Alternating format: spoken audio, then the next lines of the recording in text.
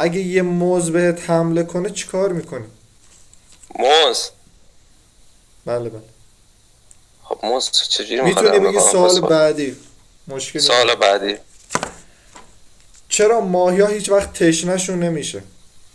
خب کسخل تو آب یعنی چی تشنشی نمیشه؟ چرا ما تشنمون میشه پس؟ چون ما داریم اکسیژن تنفس میکنیم. جالب. کسخل اونا همینجوری آب میره تو. سوال بعدی رو میتونم بپرسم؟ بله بفرماد. اوکی. به نظرت اگه گاوا اینترنت داشتن چی سرچ میکردن؟ من صدا شما رو ندارم. اگه مجبور بودی با یه مبل ازدواج کنی، با مبل خالی ازدواج میکردی یا با مبل ال که میکنی جایی که در آه. آه.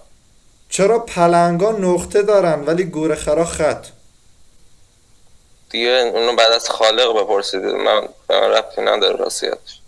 ایو. اگه میتونستی یک کلمه رو تا آخر عمرت بگی اون کلمه چی بود؟ گفتی فش ندم دیگه. و فوش نده، یه چیز دیگه بگو. چی کاری؟ نه سلام. اگه مثلا دماغت روی پات بود عطر رو کجا میزدی؟ عطر رو تو پام میزدم دیگه. ایسکا کردی؟ به خدا. بذارم از یوتیوب معروف میشه. چهرت تو بپوشونم بذارم. چهره رو بپوشون به. به نظر چرا آدم فضایی به ما آب پرتقال نمیدن؟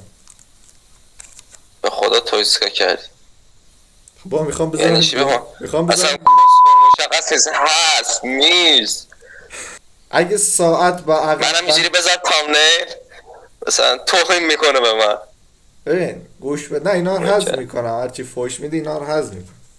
خب خوبیش به من فوشه. تازه همین الان چنل زدم من همین الان. اگه ساعت رو به عقب برگردونی خودت هم میتونی به عقب برگردی یا نه؟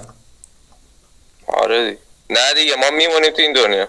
نه خودت هم میتونی برعکسی دیگه، میتونی بچرخی. ها چی میگی؟ عجیبه پشمام. این خوب شد، دمت گرم. اب بذار من مغزم یه دسته گوزید وایسا. تایم برگرده عقب یعنی ما معلق میشیم.